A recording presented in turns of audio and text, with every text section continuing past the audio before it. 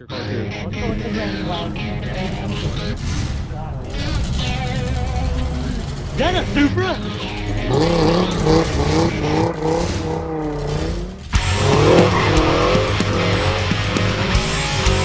Who did it?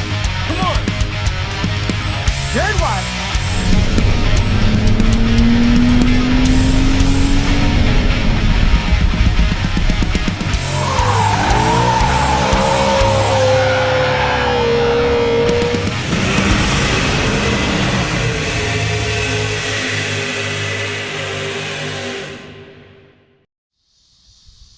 So let's go over some things, some slight changes that happened off camera that aren't really important to the swap. I got a muffler. It was like a $40 Amazon muffler, and I kind of got it mounted up there. It looked like the way I had it mounted looked better, but it was dragging. So I had to move it up and in a little bit. I'll make a new bracket another time. So I got a muffler on so it's not stupid loud, and I have put the plastics on. It didn't do anything to change or that's relevant to the swap except for this. You do have to cut your plastics to make room for your filter.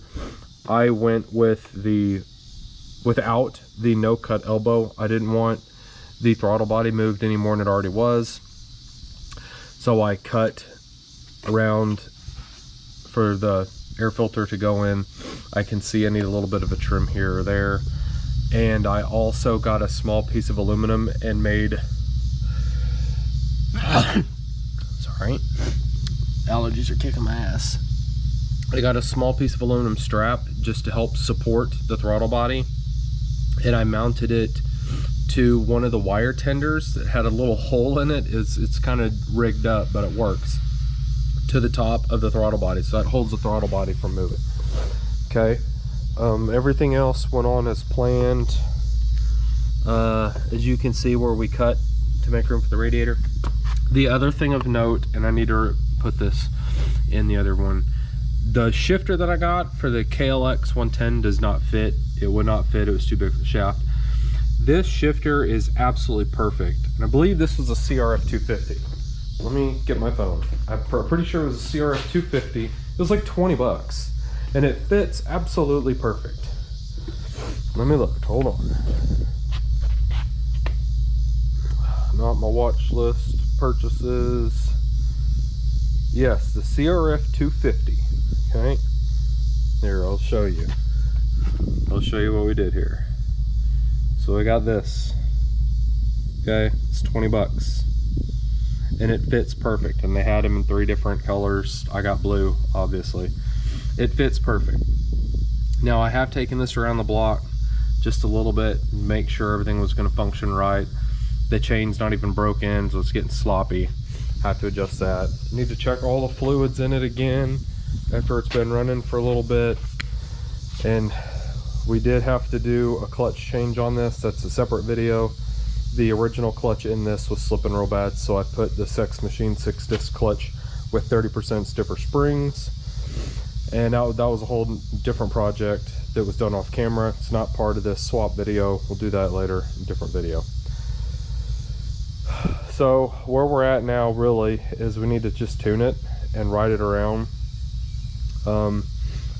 Probably not going to include that on this video. I don't really know what I'm doing on that, so it'd be like the blind leading the blind. From what I understand, we just need to ride it around, do some regular just slow riding, let it tune itself, and then we need to save the map and turn closed loop on, something like that, if I'm remembering correctly. I'm sure all the forums and the Facebook groups can talk a little further on that. From my understanding is, and I really like the thought process, Wicked Grom says to save the map in case something goes to shit, so like if your O2 sensor goes or whatever, and then you can just run off the map even with a bad O2 sensor, and it won't screw up riding. It won't leave you stranded. You can get home. So that's where we're at. It does run. Be sure to check everything, go over everything multiple times, especially if this is one of your first projects you've really done mechanically. You don't want the engine falling off. You don't want something bad to happen. You don't want a sensor to go out or something bad. You left something disconnected or whatever. So start it. We're going to ride it for a good amount of time, which is why I'm not going to film it. We'll start up and just sit here and idle. We'll do that now so you can hear it with this little cheap muffler on it. So it runs pretty good. I think that muffler looks wild on it.